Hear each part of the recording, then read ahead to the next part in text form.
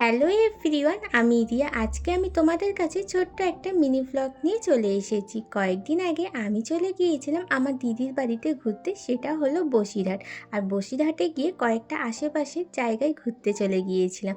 তো তার মধ্যে একটা জায়গা হলো বিভূতিভূষণ বন্দ্যোপাধ্যায়ের মামার বাড়ি। আমার দিদির বাড়ির কাছাকাছি একদম জায়গাটা পড়ে, তাই জন্য টুক করে ওই জায়গাটায়ও আমরা ঘুরতে চলে গিয়েছিলাম।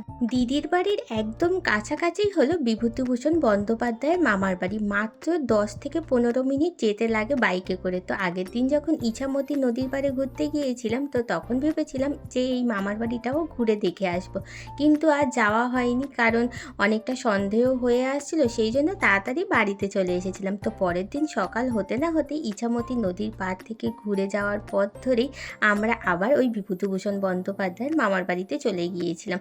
তো অনেকে বলে এটা বিভূতিভূষণ বন্দ্যোপাধ্যায়ের মামার বাড়ি। পিছন দিকে যে টালি দেওয়া ঘরটা দেখলে ওটাই নাকি হলো বিভূতিভূষণ বন্দ্যোপাধ্যায়ের মামার বাড়ি। তো জায়গাটায় যখন গেলাম তখন দেখলাম দরজায় তালা চাবি দেওয়া আছে, ভিতরে তেমন কিছু নেই। তো ভিতরে যেতেও পারতাম না। তো ঘরের সামনে বসে একটুখানি ছবি তুললাম আর বেশ কিছুক্ষণ ওখানে সময় কাটিয়ে চলে আসলাম দিদির বাড়িতে, কারণ আমাদের দুপুরবেলায় ট্রেন ছিল। কারণ দুদিনের জন্যই মাত্র গিয়েছিলাম, যদি আর বেশি কিছু দিনের জন্য যেতাম তাহলে আশেপাশে আরও কিছু জায়গা ঘুরে দেখতে পারতাম। তো আজকে মিনি ভ্লগটা এই পর্যন্ত, দেখাবে অন্য ভ্লগ নিয়ে। টাটা।